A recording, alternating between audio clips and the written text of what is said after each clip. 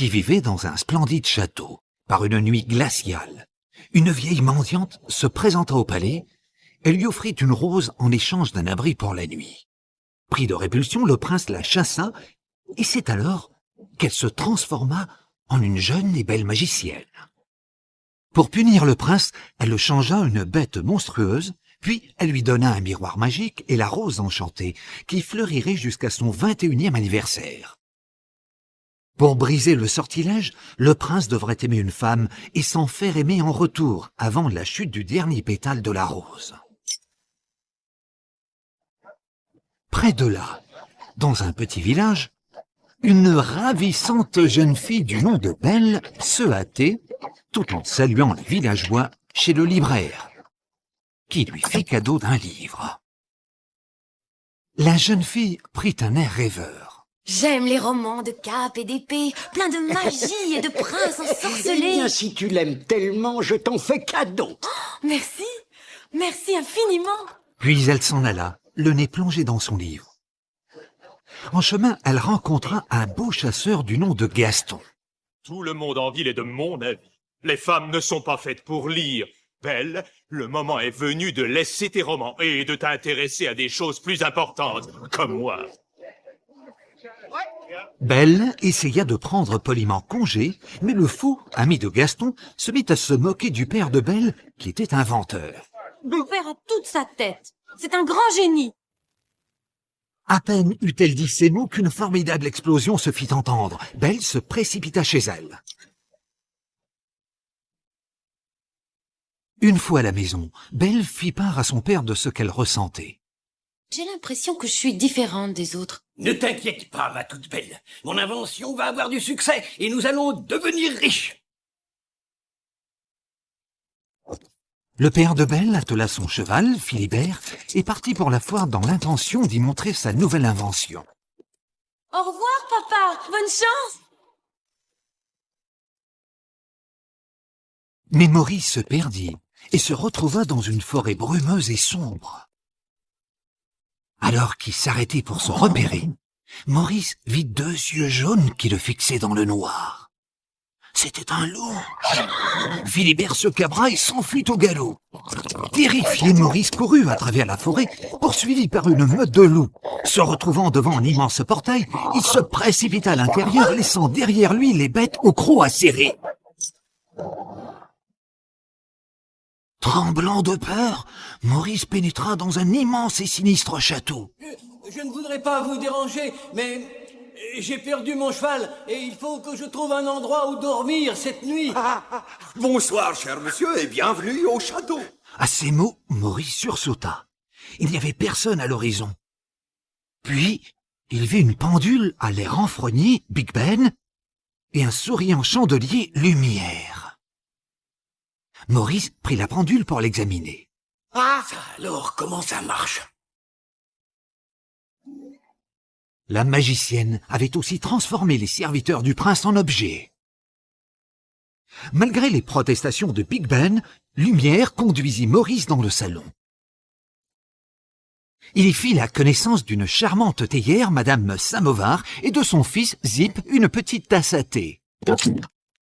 Soudain, les portes s'ouvrirent et une voix rugit.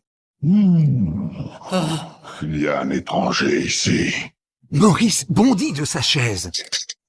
Dans l'ombre se tenait une énorme silhouette. Je cherchais simplement un endroit où je peux... Un endroit dont jamais vous ne sortirez. La bête s'empara de Maurice et le jeta au cachot. Au village, Belle entendit frapper à sa porte. Quelle bonne surprise. Tu sais, Belle, qu'il n'y a pas une seule fille en ville qui n'envierait pas ta situation. Car c'est le jour, disais-je, où tes rêves vont prendre corps. Gaston, je suis abasourdie, sans voix, mais je ne te mérite pas. En partant, Gaston trébucha et tomba dans la boue. Belle sortit et vit les villageois qui étaient rassemblés dans la cour dans l'espoir d'assister au mariage. Quelle humiliation pour Gaston!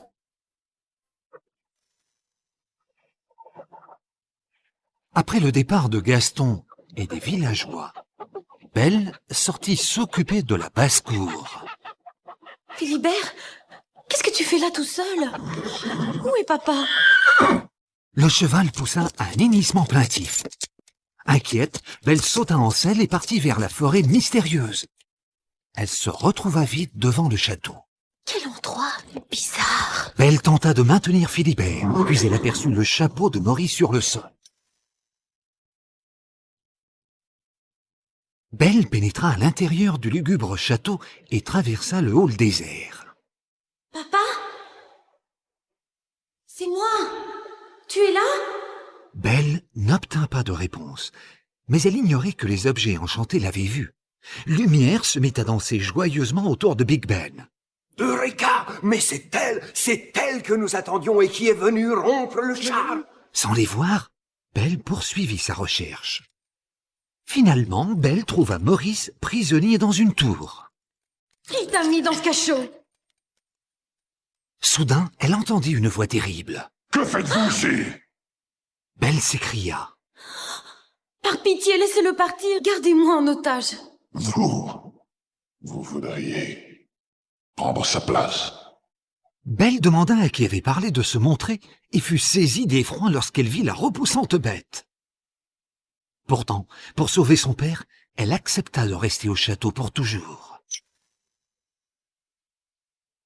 La bête traîna Maurice hors du château et le mit dans une carriole en partance vers le village. Une fois arrivé, l'inventeur réussit à gagner une taverne où se trouvaient Gaston et ses amis.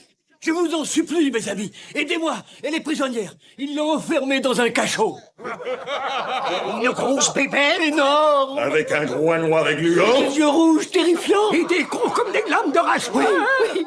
Aidez-moi, s'il vous plaît. Eh oui, l'ange vieillard, on va t'aider à te sortir de là. C'est vrai. Oh, merci du fond du cœur. Gaston et ses amis jetèrent l'inventeur dehors, mais l'incroyable histoire de Maurice avait donné une idée à Gaston.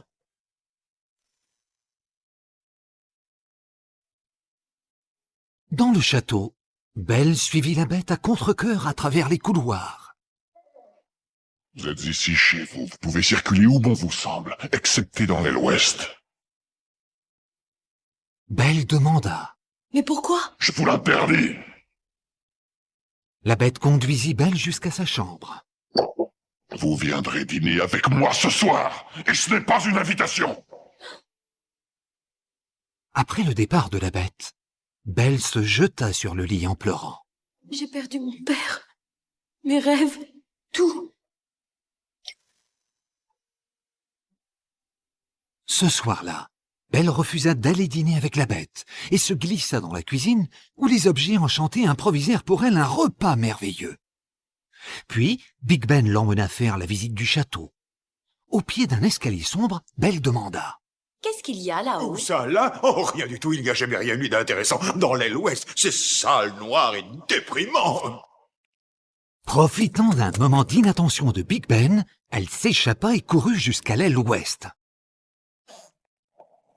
Elle ouvrit doucement la porte qui se trouvait au bout du couloir et entra dans une chambre sombre et sale, au mobilier cassé et aux rideaux en lambeaux. Le seul objet vivant se trouvait être une rose qui scintillait sous une cloche de verre. Fascinée, Belle souleva la cloche et effleura un doux pétale de rose. Elle n'entendit pas la bête entrer. Je vous avais interdit d'entrer dans cette pièce. La bête, furieuse, s'approcha de Belle qui, terrifiée, s'enfuit.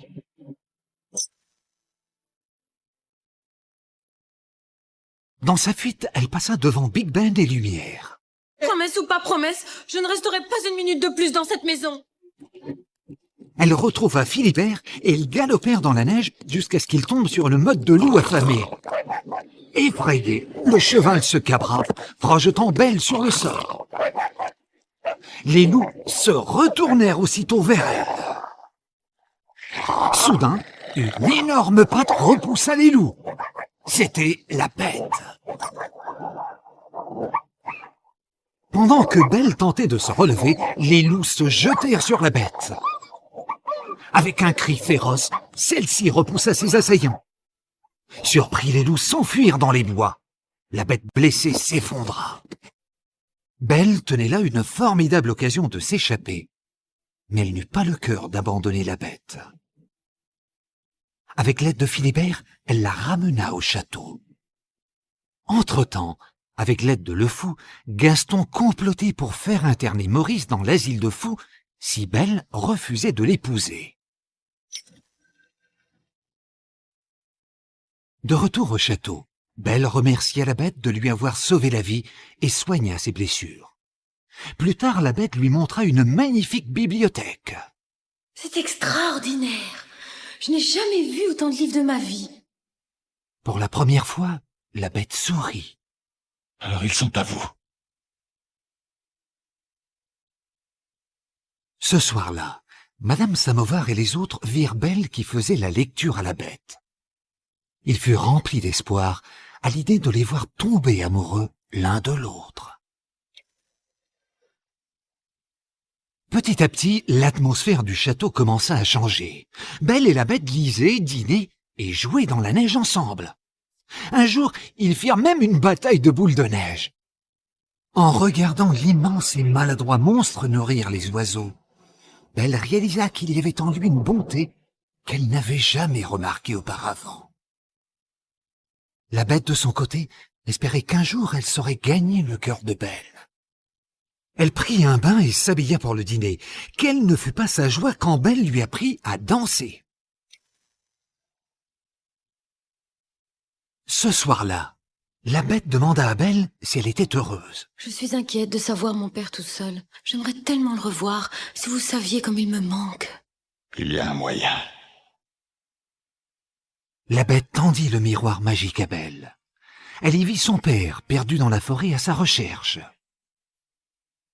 Quand elle vit la tristesse dans le regard de Belle, la bête décida de la laisser partir, perdant ainsi tout espoir de redevenir un jour humain.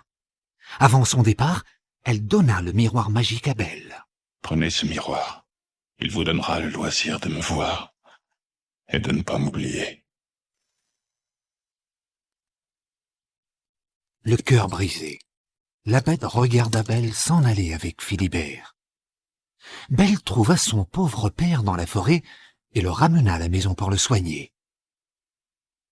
Mais à peine était-il arrivé qu'un homme grand et mince frappa à leur porte. C'était le directeur de l'asile de fous, venu pour emmener Maurice.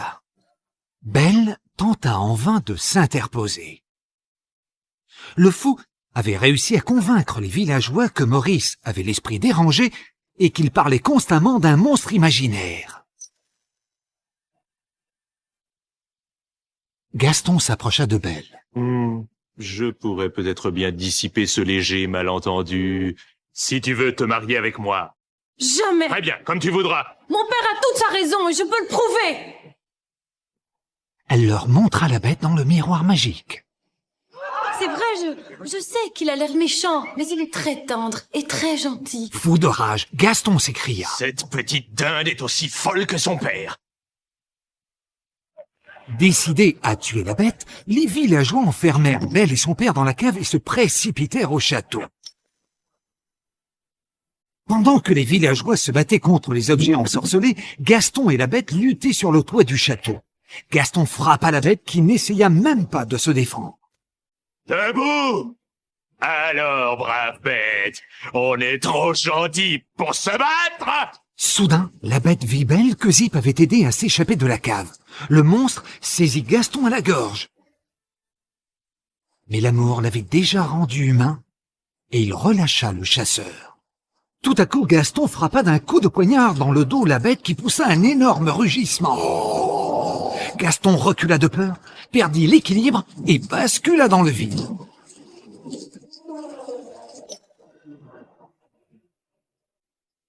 Blessée, la bête perdit connaissance. Belle se précipita et la prit dans ses bras. Ne m'abandonne pas. Je t'aime. Soudain, une pluie d'or se mit à tomber du ciel. La bête ouvrit lentement les yeux et vit avec stupéfaction comme ses pattes devenaient des mains. Elle s'approcha de Belle. « Belle, c'est moi. Belle eut un moment d'hésitation, puis reconnut son regard. Oui, c'est toi. Alors le prince serra Belle dans ses bras et lui donna un baiser. Puis ils virent avec joie comment Big Ben, Lumière, Zip et Madame Samovar retrouvaient aussi leur apparence humaine. L'amour avait enfin brisé l'affreux sortilège.